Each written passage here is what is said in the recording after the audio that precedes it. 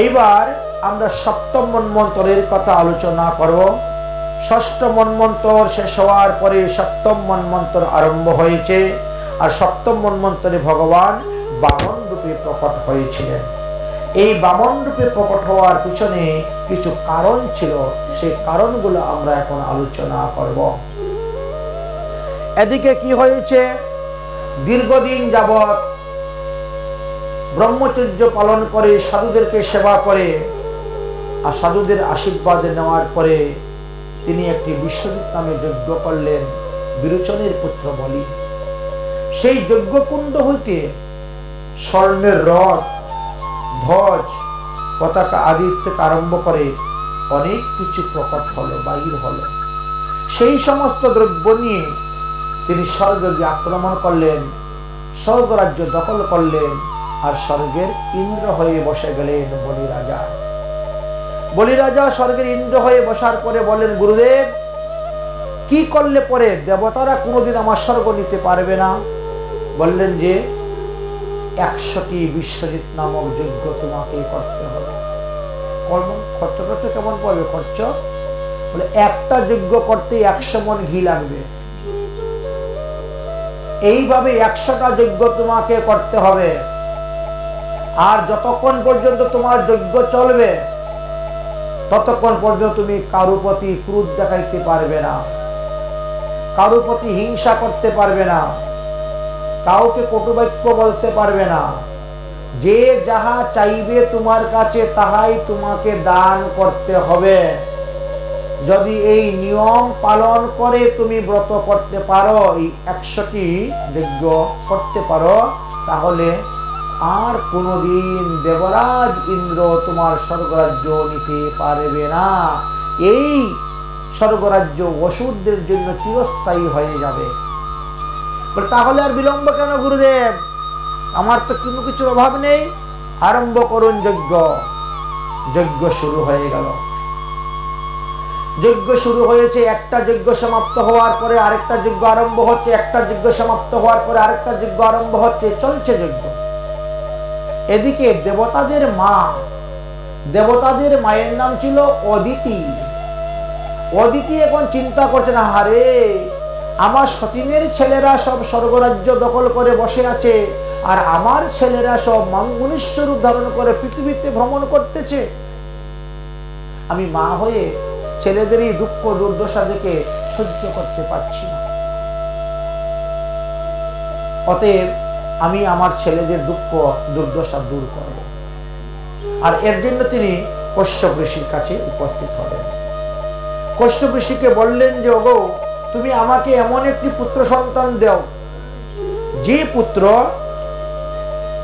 এই বলি রাজার কাছ থেকে স্বর্গরাজ্য এনে আমার পুত্র মন্ত্রধূমকে দান করে, এমন একটি পুত্র সন্তান তুমি আমাকে দাও। কশ্যপ ঋষি বললেন, হে দেবী, এইরকম পুত্র সন্তান যদি নিতে চাও তাহলে তোমাকে পরিব্রত করতে হবে। একটা ব্রতের নাম হলো পরিব্রত। ফাল্গুন মাসের শুক্লপক্ষের প্রতিপদ থেকে এই ব্রত আরম্ভ হবে এবং দ্বাদশীতে গিয়ে এই ব্রত সমাপ্ত হইবে। 12 দিন যাবৎ তোমাকে ব্রত করতে হবে। ব্রত সমাপ্তর দিবসে ব্রাহ্মণ, সাধুগুরু, বৈষ্ণবকে ভোজন দিতে হবে, বস্ত্রদান, অর্থদান করতে হবে। হ্যাঁ, তবে গিয়ে তুমি এইরকম উত্তম পুত্র সন্তান লাভ করতে পারবে। তিনি এক কথায় রাজি হয়ে গেলেন আর পরিব্রত কার্য শুরু হয়ে গেল। পরিব্রতের যে বিধি বিধানের কথা বর্ণন করলে গেলেন, সেই বিধি বিধান অনুসারে তিনি আরম্ভ করলেন ব্রত। ফাল্গুন মাসের শুক্লপক্ষের প্রতিপদ দিবসে তিনি বন্য বরাহর দন্তের মাটি এনে গায়ের মধ্যে লেপন করেছেন। মন্দাকিনী নদীর তটে গিয়েছেন, গিয়ে স্নান করলেন। এক একটি মন্ত্র বলে এক একবার ডুব দেওয়া হয়। এইভাবে করে তারপরে উঠে আসলেন। আর এই 12 দিন কোনো অন্ন খেতে পারবে না, কোনো ফল খেতে পারবে না, শুধু খালি দুগ্ধ আহার করতে হবে তোমাকে। প্রতিদিন ভগবানকে পঞ্চামৃতে স্নান করাইতে হবে। প্রতিদিন ভগবানের চরণে 108টা তুলসী পাতা অর্পণ করতে হবে, প্রতিদিন 5 বার ভোগ লাগাইতে হবে, 5 বার আরতি করতে হবে। সমস্ত বিধিবিধান নিয়মের কথা বর্ণন করে করে দিলেন এবং প্রতিদিন ভগবানের বীজ মন্ত্র জপ করতে হবে, গায়ত্রী মন্ত্র জপ করতে হবে, হরিনাম জপ করতে হবে। এইভাবে যদি তুমি 12 দিন পর্যন্ত ব্রত করতে পারো, তাহলে সেই ব্রততে সন্তুষ্ট হয়ে ভগবান এসে তোমার সামনে প্রকট হবেন, তোমাকে দর্শন দিবেন, আর ভগবানের আশীর্বাদে তুমি এমন সন্তান লাভ করতে পারবে। স্বামীর কথা শ্রবণ করে তিনি ব্রত করতে আরম্ভ করলেন। ব্রত করতে করতে 12 দিন গত হয়ে গিয়েছে, কিন্তু তথাপিও ভগবানকে পাওয়া যায় নাই। ব্রতের বিন্দু মাত্র ত্রুটি নাই, তথাপিও ভগবানকে পাওয়া যাচ্ছে না। তখন তিনি শরণাপন্ন হয়ে গেছেন ভগবানের চরণে। দর্শন দাও ভগবান, ও না তো মেরা আকিয়া প্যাসি রে। দর্শন দাও ভগবান, দর্শন দাও ভগবান, ও না তো মেরা আকিয়া প্যাসি রে। দর্শন দাও ভগবান।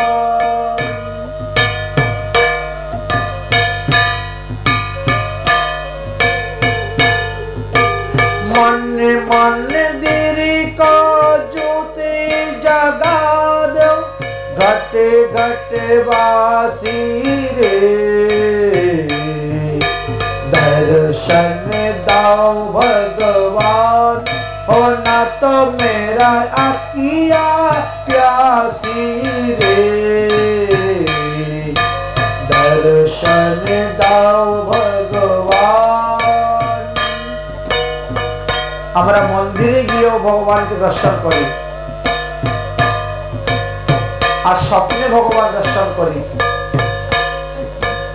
আর সাক্ষাৎ প্রকট ভগবান দর্শন করা, তিনটা কিন্তু এক নয়। তিনটার ফল 3 রকমের।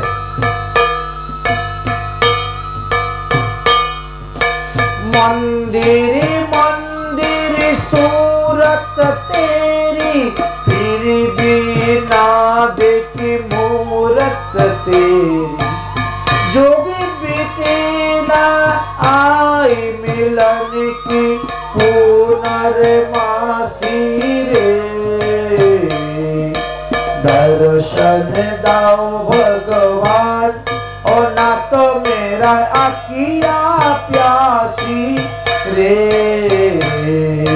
दर्शन दाओ भगवान। ভগবানের যদি দয়া হয়, কৃপা হয়, তাহলে অসম্ভব কাজ সম্ভব হয়, না হলে হয় না। दार दया का जब तक खोले, पंचम सुर में गुंगा बोले। যে বুবা সেও কথা বলতে পারে, ভগবানের কৃপা যার উপরে পড়ে যায়। दार दया का जब तक खोले, पंचम सुर में गुंगा बोले। अंध चलकर अंध देखे लेंगेरा चलकर, अंध देखे लेंगेरा चलकर पहुँचे काशी रे। दर्शन दाओ भगवान, ओ ना तो मेरा आकिया प्यासी रे। दर्शन दाओ भगवान। पानी पीकर प्यास बुझाओ, नैनन के कैसे समझाओ। आँख में चिली छूटी अभी तो मन के वासी रे दर्शन दाओ भगवान और ना तो मेरा अखिया प्यासी रे दर्शन दाओ भगवान और ना तो मेरा अखिया प्यासी रे। কেউ যদি ভগবানের চরণে শরঙ্গ শরণাগতি হয়ে যায় তখন ভগবান আর থাকতে পারেন না বৈকুণ্ঠে বসে। ভক্তের সম্মুখে এসে প্রকট হয়ে গেলেন, হে অদিতি, আমি তুমি তোমার তপস্যায় সন্তুষ্ট হয়েছি, তুমি আমার নিকটে যাও। হে প্রভু, আপনি আমাকে এমন একটি পুত্র সন্তান দিন যে সন্তান আমার সতীনের ছেলেদের কাছ থেকে স্বর্গরাজ্যকে কেড়ে নিয়ে এসে আমার পুত্র ইন্দ্র মন্ত্রদ্যুম্নকে দান করে এমন একটি পুত্র সন্তান। ভগবান বললেন, এত বড় অসাধ্য কাজ, এই অসাধ্য কাজ সাধ্য করবে এমন কোন জীব তো পৃথিবীতে নাই। কোন জীবাত্মাকে, কোন জীবকে তোমার পুত্র রূপে পাঠাইব এমন তো কেউ নেই। তো যাও, আমি তোমার পুত্র রূপে আসব, আমি তোমার পুত্র রূপে এসে তোমার এই কার্য সমাধান আমি করে দিব। এই বলে ভগবান অন্তর্ধান হয়ে গেলেন। কশ্যপ ঋষি ঔরসে অদিতি গর্ভবতী হলেন এবং যথা সময়ে তিনি একটি পুত্র সন্তান প্রসব করলেন। পুত্রের নাম রাখলেন কি? বামন। বলো বামন ভগবান কি। বামন দেব আবির্ভূত হয়েছেন ভাদ্র মাস শুক্ল দ্বাদশা যুক্তায়াং শ্রবণেহি উপতং সঙ্গনং স্নাত্বা দেব বামন দর্চয়ে। ভাদ্র মাসের শুক্ল পক্ষে দ্বাদশী দিবসে মধ্যাহ্ন সময়ে শ্রবণা নক্ষত্রতে এই বামন ভগবান জন্মগ্রহণ করলেন। এই জন্য একে বলা হয় বামন দ্বাদশী। প্রতি বৎসর এই দ্বাদশীতে আমরা বামন দেবকে পঞ্চামৃত দিয়ে স্নান করাই। বামন দেবের অভিষেক অন্তে গিয়ে আমরা পালন করে থাকি। এই বামন দেব আবির্ভূত হলেন। দেখতে দেখতে ভগবান বামন দেবের 7 বৎসর বয়স হয়ে গিয়েছে। ব্রাহ্মণের ছেলে মাতৃগর্ভ হইতে গণনা করিয়া 5 বৎসরের পর এবং 16 বৎসরের মধ্যে তার উপনয়ন সংস্কার করাতে হবে। তাই তিনি বলছেন 7 বৎসরেই আমার ছেলের উপনয়ন সংস্কার করাই দিব। সমস্ত দেবগণকে নিমন্ত্রণ দিলেন। সমস্ত দেবগণ, ঋষিগণ, মুনিগণ, আদিত্যগণ, বসুগণ সবাই এসে উপস্থিত। ব্রহ্মা পর্যন্ত এসেছেন, মহাদেব এসেছেন, পার্বতী এসেছেন, ভগবান বিষ্ণু এসেছেন। বামন দেবের অভিষেক হবে, বামন দেবের উপনয়ন সংস্কার হবে। ব্রহ্মচারী রূপে ভগবানকে খুব সুন্দর লাগতেছে। কশ্যপ ঋষি একটি মেখলা এনে দিলেন। দেবগুরু বৃহস্পতি ভগবান বামন দেবের স্কন্ধে পৈতা পরাইয়া দিলেন। যজ্ঞ উপবিত, শুদ্ধ ভাষায় হলো এটা, উপবিত, যজ্ঞ উপবিত। আচ্ছা, পৃথিবী দেবী তিনি কৃষ্ণ সারচর্ম অর্থাৎ হরিণের চামড়া এনে দিলেন পরার জন্য।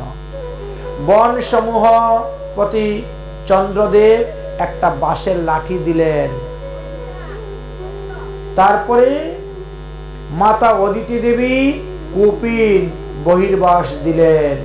আকাশস্থিত দেবতারা বামন দেবকে একখানা ছত্র দান করলেন। হে মহারাজ। তারপরে ব্রহ্মা আসলেন। ব্রহ্মা এসে একটি কমণ্ডলু দিলেন। সপ্তঋষিরা আসলেন, তারা কুশ কাশ দিলেন। সরস্বতী দেবী আসলেন, তিনি অক্ষয় রুদ্রাক্ষের মালা দান করলেন। এইভাবে বামন দেবের উপনয়ন সংস্কার কার্য আরম্ভ হলো। কোন কোন জায়গাতে আমরা দেখি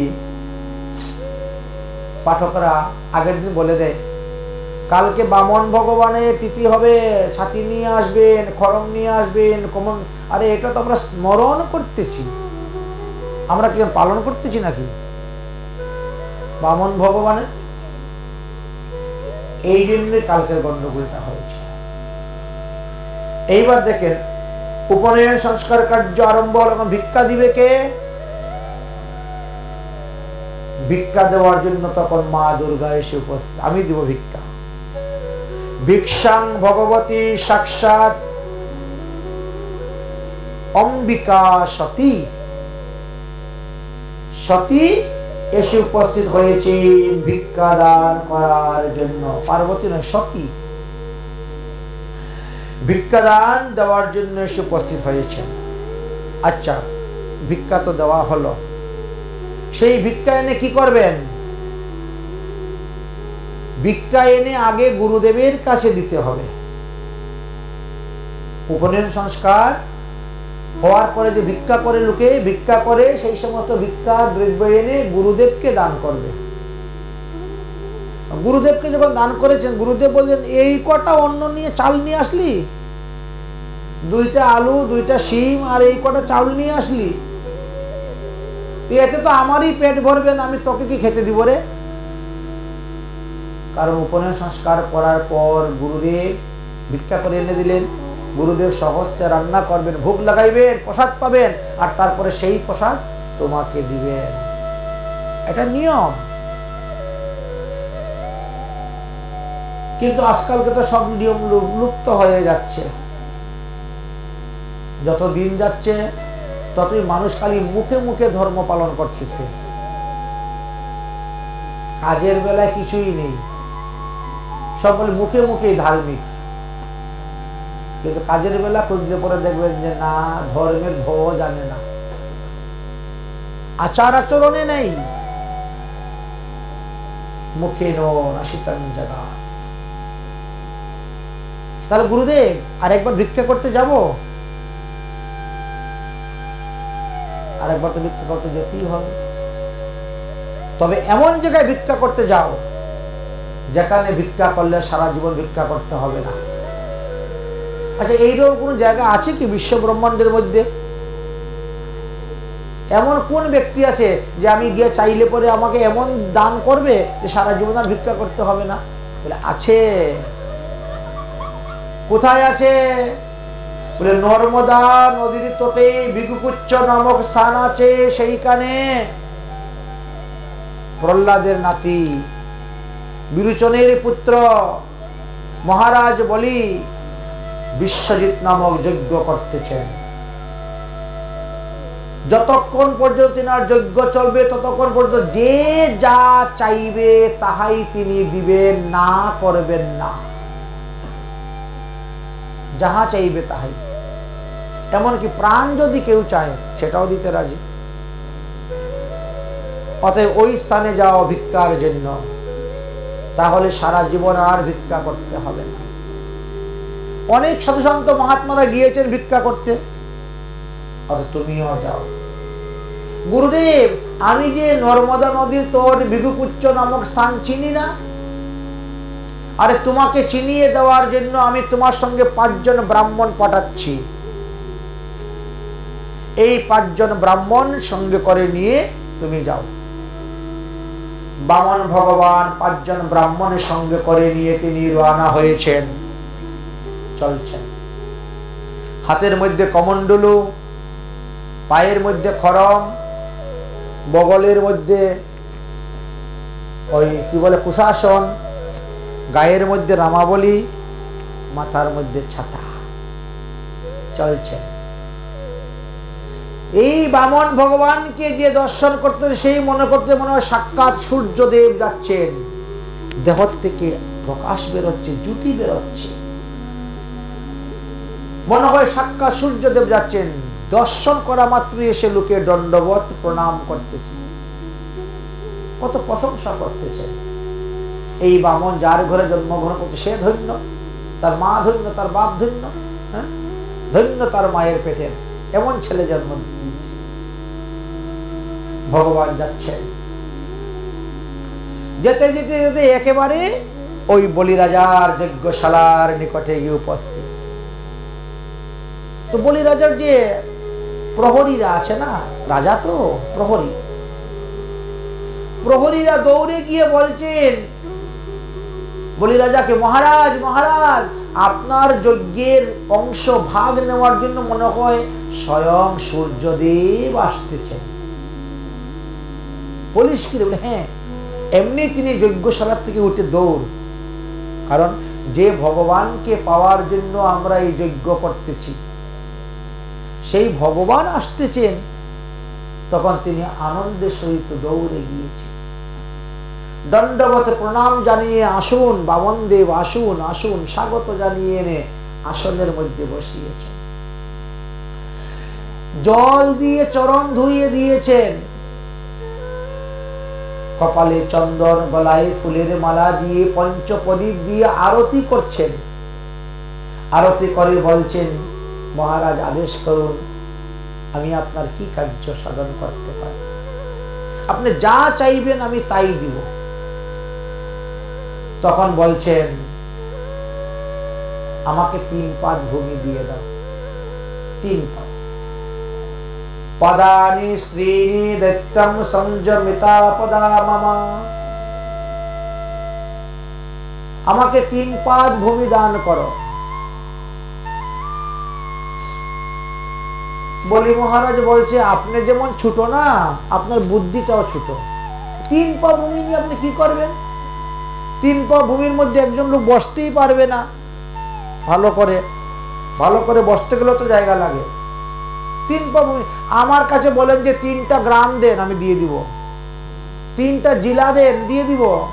3টা রাজ্য দেন, আমি তো 14 ভুবনের রাজা। এখন আমার তো কোনো কিছুর অভাব নেই। স্বর্গ মুক্ত পাতাল, সপ্ত স্বর্গ সপ্ত পাতাল, 14 ভুবনের রাজা আমি এখন দেবরাজ ইন্দ্র, আমি স্বর্গের রাজা। আর তুমি আমার কাছে 3 পা ভূমি চাইলে, এটা আমাকে একটা লজ্জা দিলে। তুমি আসলে না আমাকে অপমান করলে 3 পা ভূমি চাইয়া, ঠিক না? আপনার মতন কত কত ব্রাহ্মণরা এসেছেন আমার কাছে, আমি তাদেরকে সোনা রূপা টাকা পয়সা হীরা মণি মুক্তা লক্ষ লক্ষ গাভী দান করেছি, রথ দান করেছি, ভূমি দান করেছি। আর তুমি আমাকে 3 পা ভূমি চাইয়া লজ্জা দিচ্ছ আমাকে।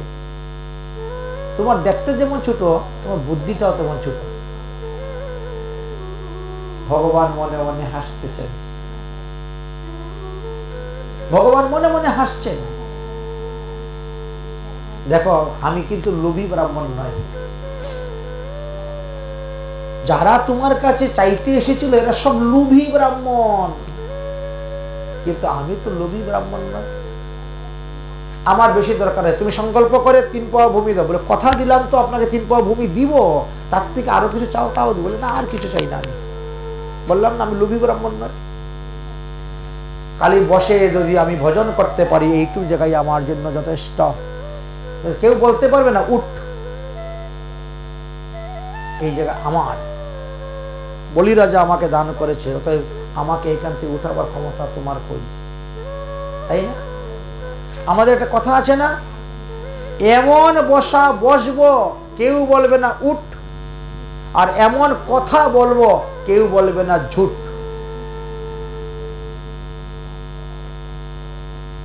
তাই 3 পা ভূমি আমার যথেষ্ট, এর থেকে বেশি নয়। ঠিক আছে, আমি প্রতিজ্ঞা করে বললাম, আমি আপনাকে 3 পা ভূমি দান করব। কথাটা শেষ হইতে না হইতেই এবার বলিরাজার গুরুদেব শুক্রাচার্য এসে উপস্থিত। শুক্রাচার্য এসে বলছেন, হে বলি, আমি কিন্তু ধ্যানের দ্বারা দেখতে পেয়েছি এই যে বামন দেব এসেছেন, উনি কিন্তু ভগবান বিষ্ণু। দেবতাদের কার্যসিদ্ধি করার জন্য অদিতি গর্ভ থেকে প্রকাশ হয়ে এসেছেন। অতএব খবরদার, ওনার সঙ্গে কথা বলতে কিন্তু সাবধান। ভগবান না বামন দেব? বলে গুরুদেব, কথা তো হয়েই গিয়েছে। কি কথা হয়েছে রে? বলে উনি বলছেন 3 পাও ভূমি চাই। আমি বলছি তথাস্তু, 3 পাও ভূমি তোমাকে দিয়ে দিব। গুরুদেব তখন মাথায় হাত দিয়ে বসে গেছেন। হায় হায়, কি করলি রে? আরে আমি তোর ঘরে আছি, তুই আমাকে একটু জিজ্ঞাসা করতে পারলি না? হ্যাঁ, দেখ, শাস্ত্রে বলছে নিজের বুদ্ধি যেমন তেমন গুরু বুদ্ধি বিশেষত। গুরুদেব যদি গৃহে থাকেন তাহলে তিনাকে জিজ্ঞেস করে তার সঙ্গে পরামর্শ করেই কাজ করতে হয়, নিজের মন গড়া কাজ করতে নেই।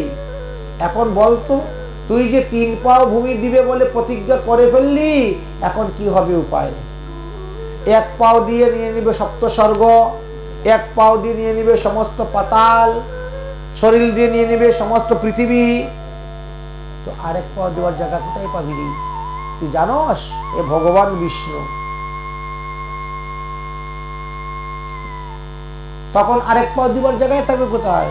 আরে দান করা ভালো, কিন্তু সর্বস্ব দান করতে নাই তো। শাস্ত্রে বলছে তোমার আয়ের 6 ভাগের 1 ভাগ তুমি দান করবে।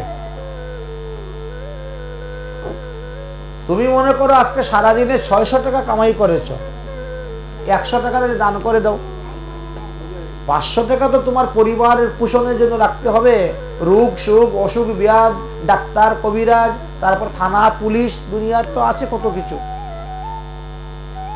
600 টাকা 600 টাকাই যদি দান করে দাও, তাহলে পরিবার পারবে কি দিয়ে? ছেলে মেয়ে স্ত্রী পুত্র।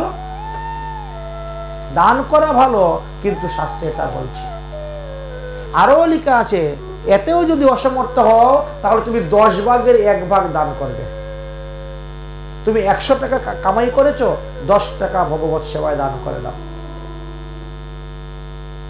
সম্পূর্ণ দান করতে নাই। এই যে তুমি 3 পাও ভূমি দিবে বলে দানের প্রতিশ্রুতি দিলে, এবার তুমি বা থাকবে কোথায় আর আমি বা থাকবো কোথায়? যদি আমার থাকারই বা না থাকে জায়গা, তাহলে তুমি গুরু সেবা করবে কেমন করে?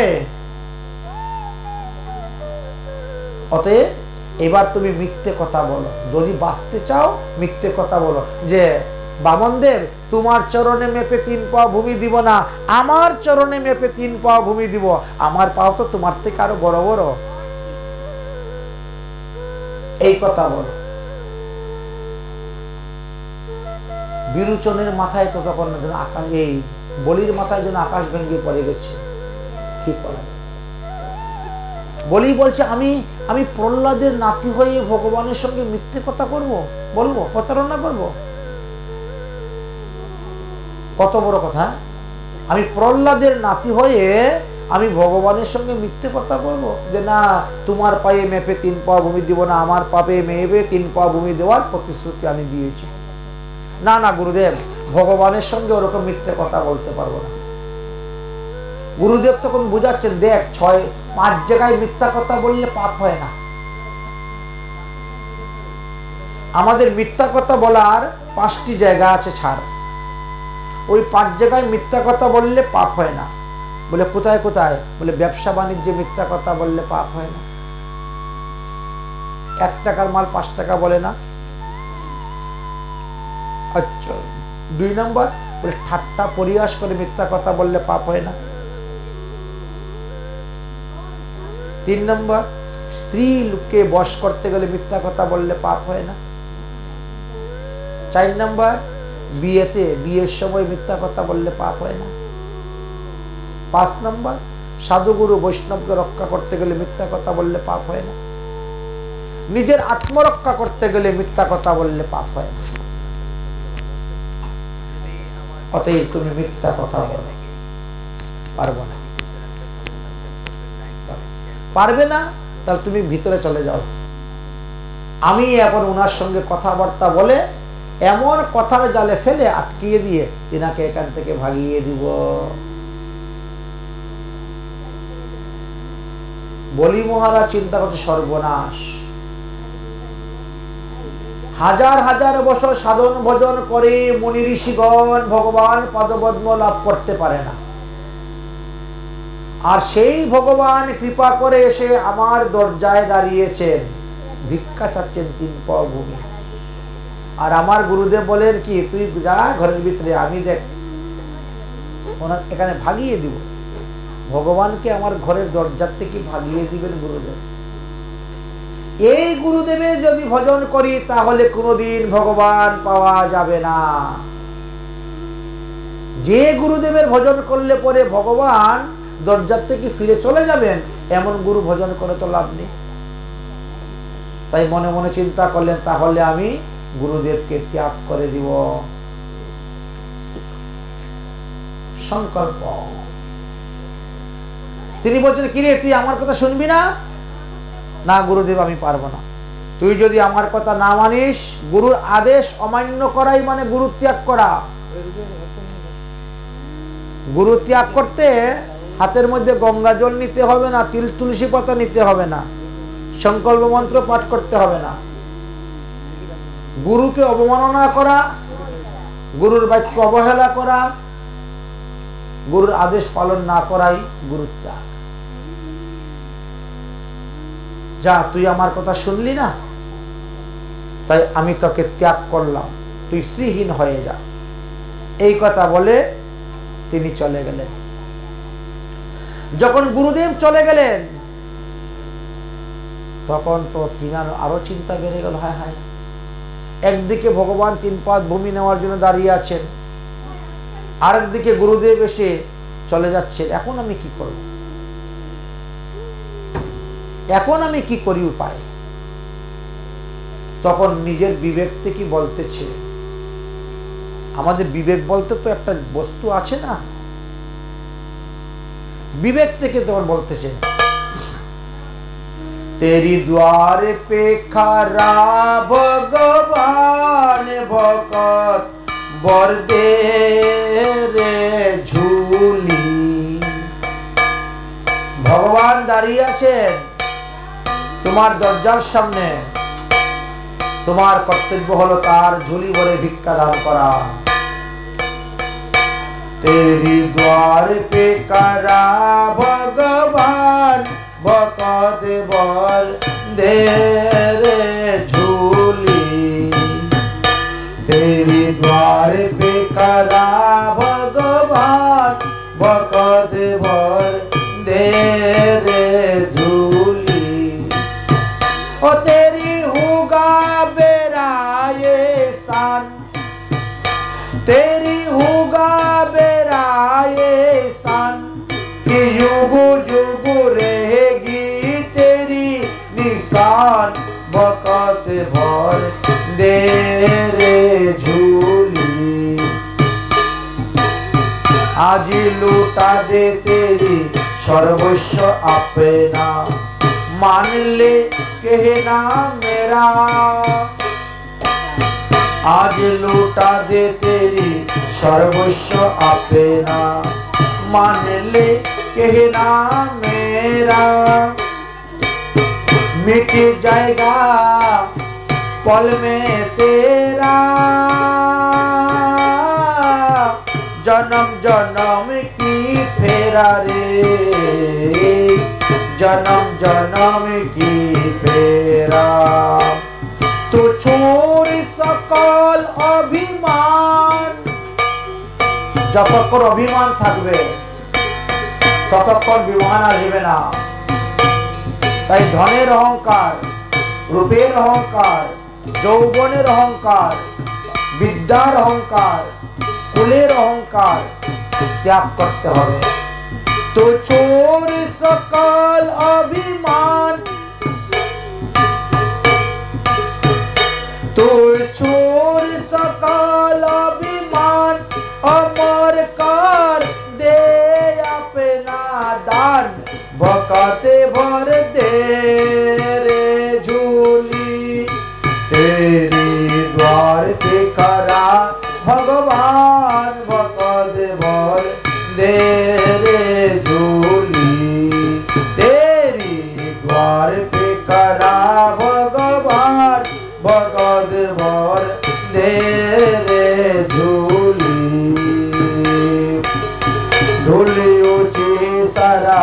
धरती है देखे नाम, धुला गगन है सारा,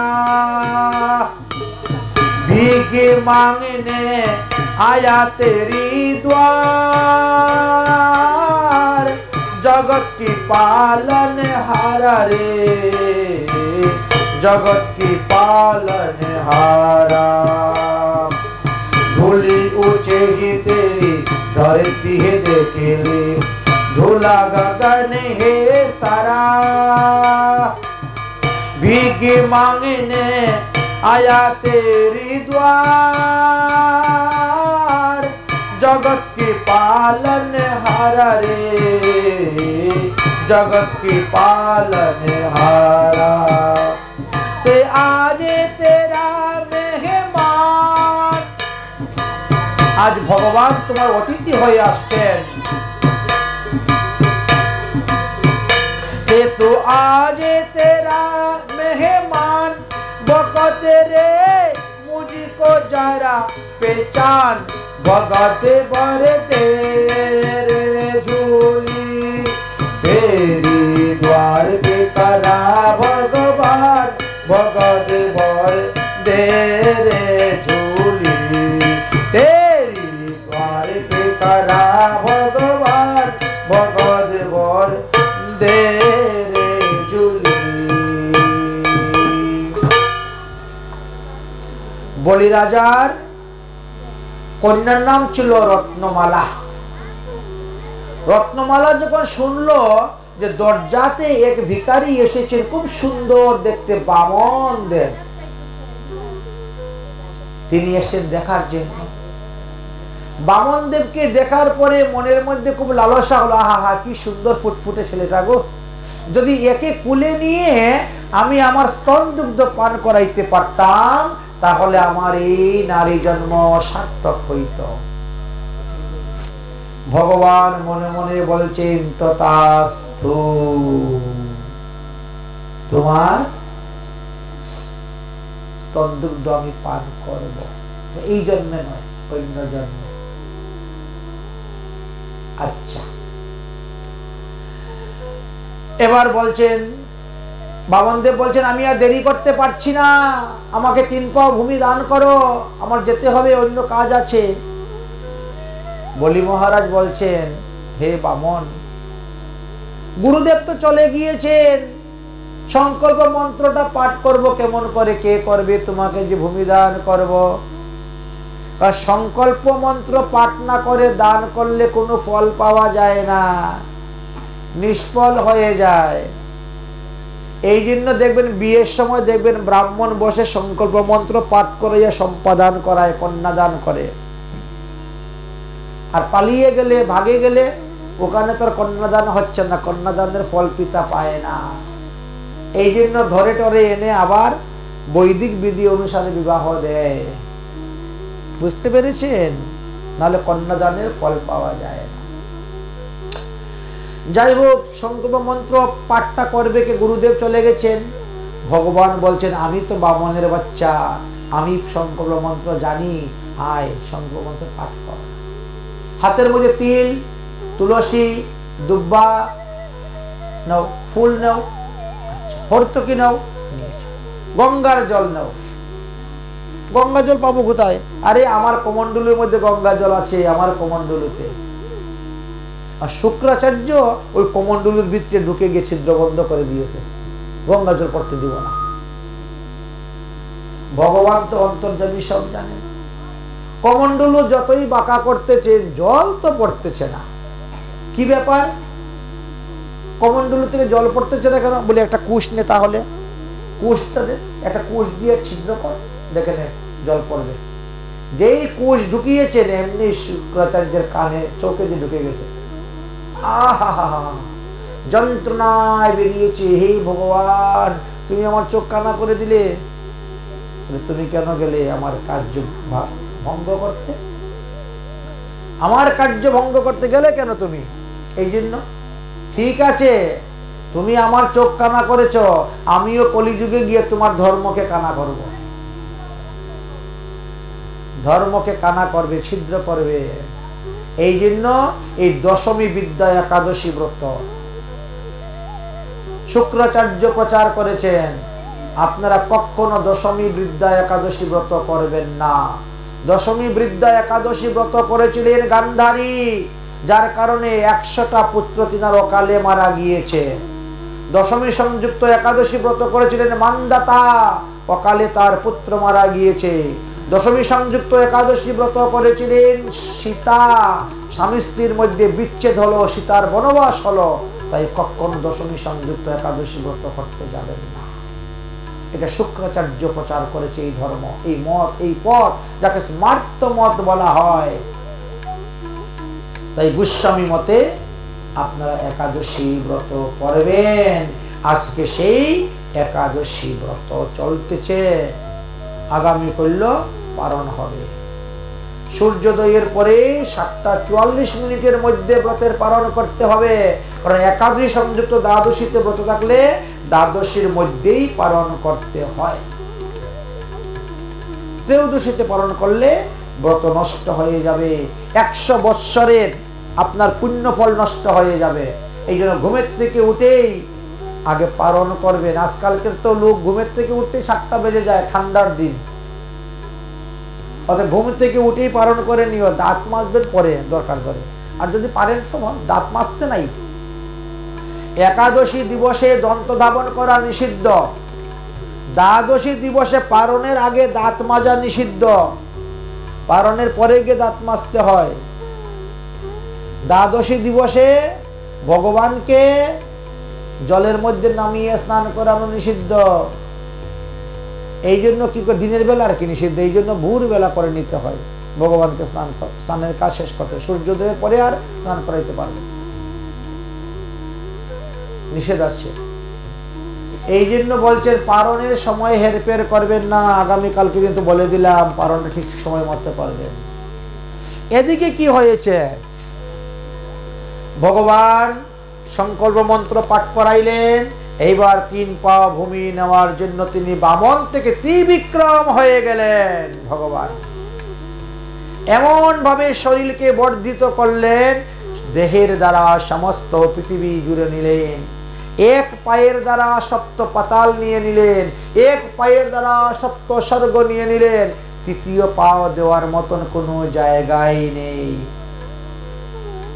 বলি রাজা, তুমি তো 3 পাও ভূমি দান করবে বলে আমার সঙ্গে প্রতিজ্ঞা করেছিলে, এখন তুমি 3 পাও ভূমি দিতে পারো নাই, মাত্র 2 পাও ভূমি দেওয়া হয়েছে, 1 পাও ভূমি এখনো বাকি আছে।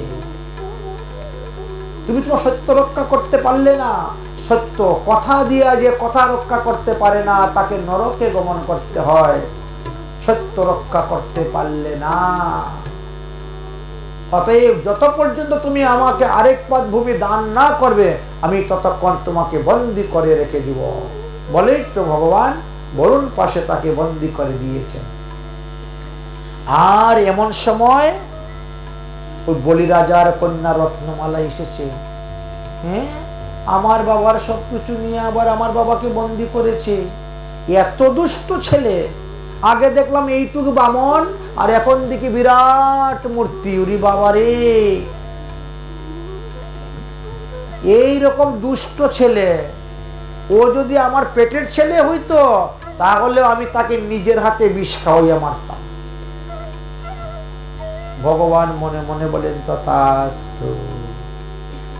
আগে বললে আমার স্তন দুগ্ধ পান করাইবে, হ্যাঁ করে তো নারী জন্ম সফল করবে। আর এখন আমার রূপ দেখে বলছিস কি নিজের পেটের ফুলা হইলো বিষ খাওয়াইয়া মারি দিতাম। এমন ছেলে রাখতাম না, দুষ্ট ছেলে। তথাস্তু, তোমার বিষ খাবো, তোমার বিষ খাবো, তোমার স্তন দুগ্ধ পান করবো। তথাস্তু, কারণ তুমি ভক্তের মেয়ে। এই রত্নমালাই পরজন্মে গিয়ে পুতনা রাক্ষসী হয়ে জন্মগ্রহণ করেছিলেন।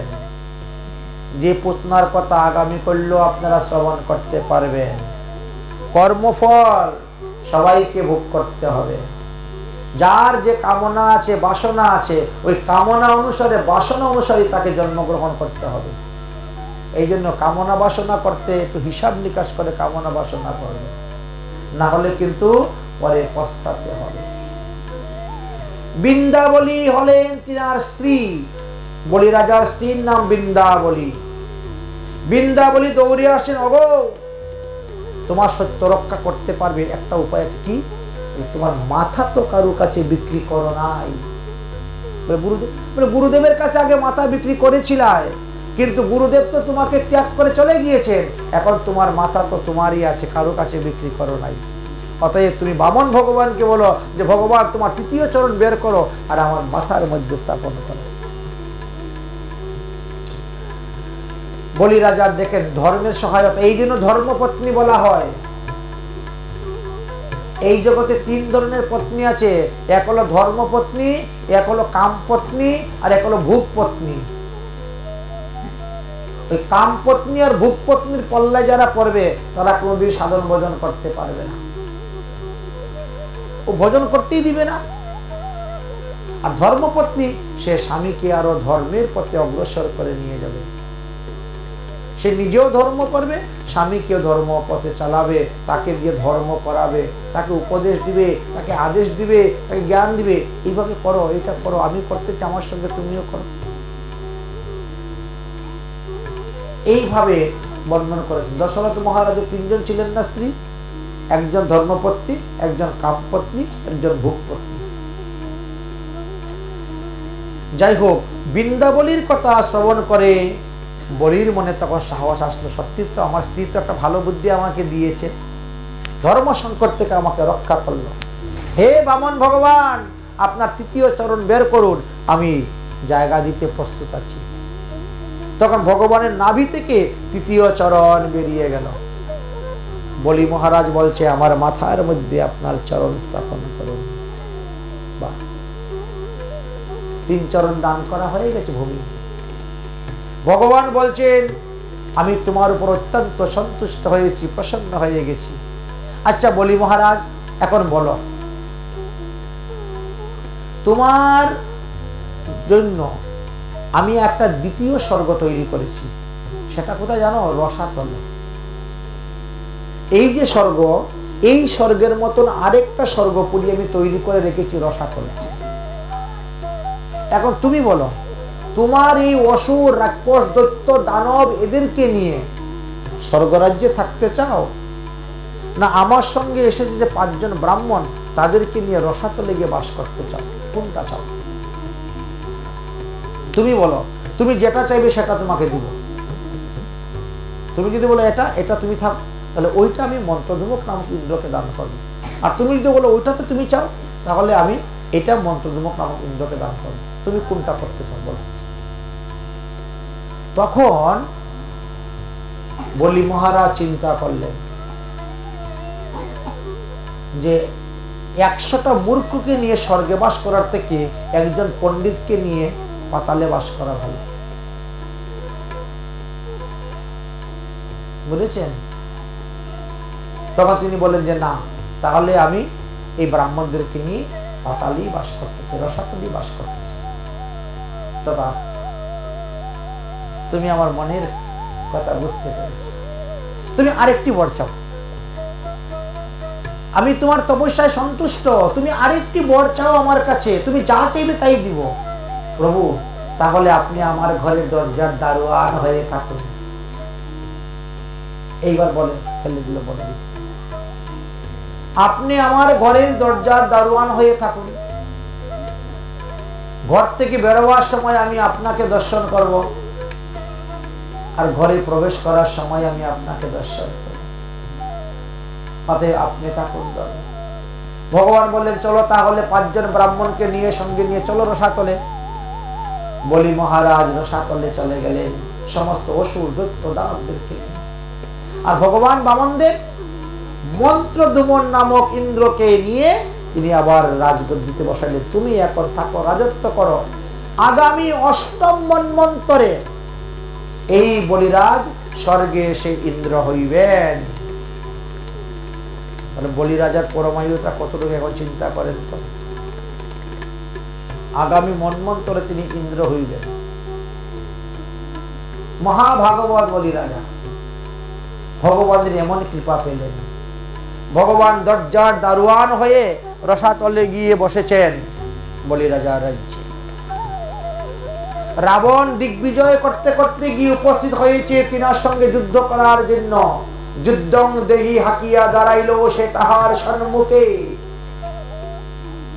বলি রাজার সঙ্গে যুদ্ধ করতে গিয়েছে রাবণ। হ্যাঁ, তখন দরজায় দারোয়ান ছিলেন বামন ভগবান। বামন ভগবান বলছেন, আগে দারোয়ানের সঙ্গে যুদ্ধ করো। দারোয়ানের সঙ্গে যুদ্ধ করে যদি দারোয়ানকে পরাজিত করতে পারো, তাহলে ভিতরে ঢুকবে গিয়ে রাজার সঙ্গে যুদ্ধ করবে। বলে বামন ভগবানের সঙ্গে যুদ্ধ আরম্ভ হইল।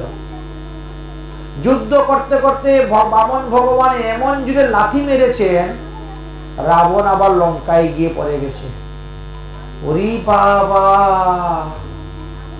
যার দারোয়ানের মধ্যে এত শক্তি, সে রাজার না জানি কত শক্তি।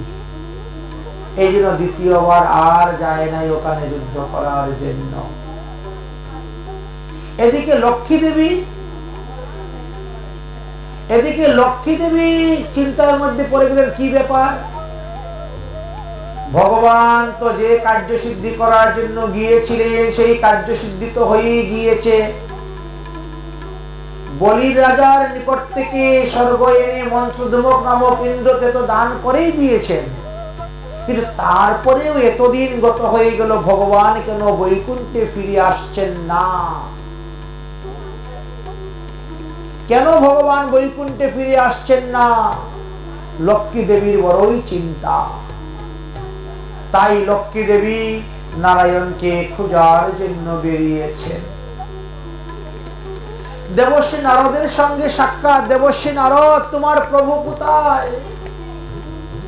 মাগো, যদি কেউ কারো সর্বস্ব হরণ করে নেয়, তাহলে সে তার কাছে ঋণী হয়ে যায়।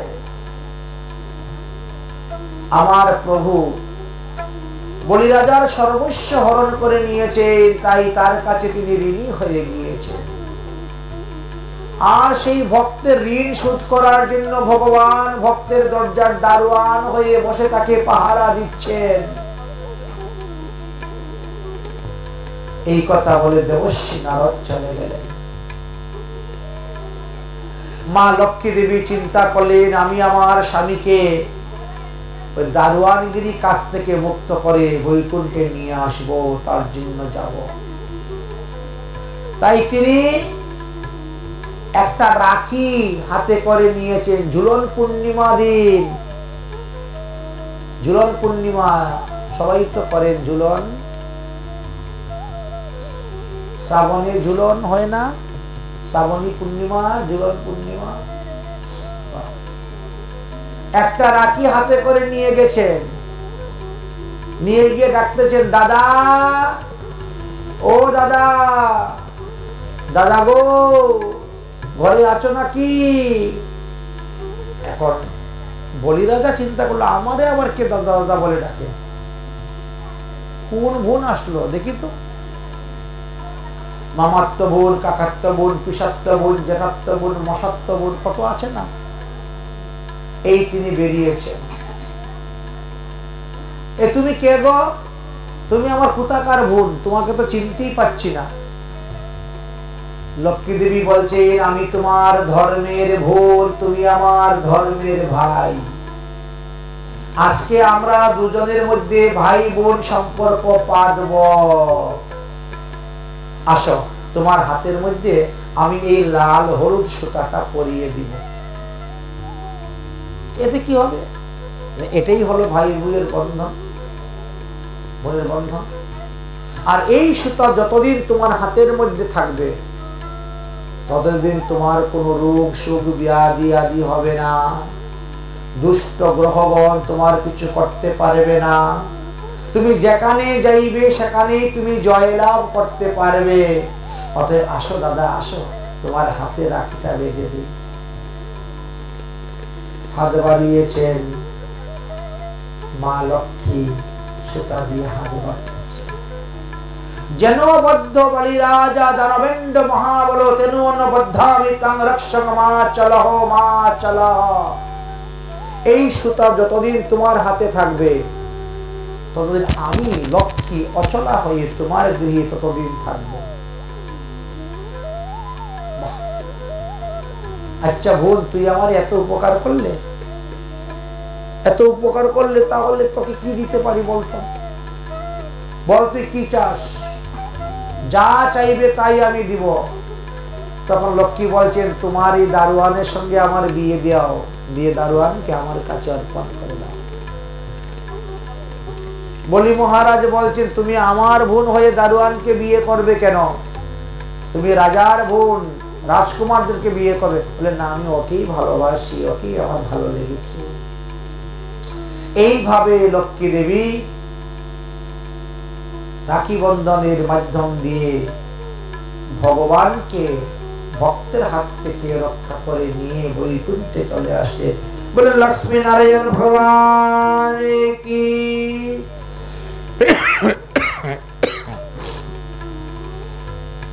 তাহলে বলি রাজা ভগবানের কাছ থেকে যে কৃপা পেয়েছে, সেই কৃপা ব্রহ্মা পান নাই, সেই কৃপা মহাদেব পান নাই। চিন্তা করছেন? তাই আমাদেরও কর্তব্য, আমাদের যা কিছু আছে সব ভগবানকে অর্পণ করে দেওয়া।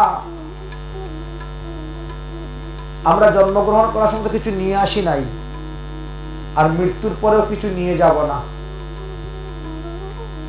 যা কিছু দেখতে সবই তো ভগবানের। তেরা তুঝকো অর্পণ ক্যা লাগে মেরা। ভগবানের জিনিস ভগবানকে দিতেও আমরা কঞ্জুসগিরি করি, কৃপণতা করি। কিন্তু শাস্ত্র বলছেন যে না, আমার বলতে কিছু নয়, যা কিছু আছে সব ভগবান। দান করে দাও ভগবানকে, তাহলেই তোমার কল্যাণ হবে, মঙ্গল হবে। প্রভু সর্বস্ব তোমার চরণে সপিয়া পড়েছি তোমার ঘরে। প্রভু সর্বস্ব তোমার চরণে সপিয়া পড়েছি তোমার ঘরে, পড়েছি তোমার ঘরে।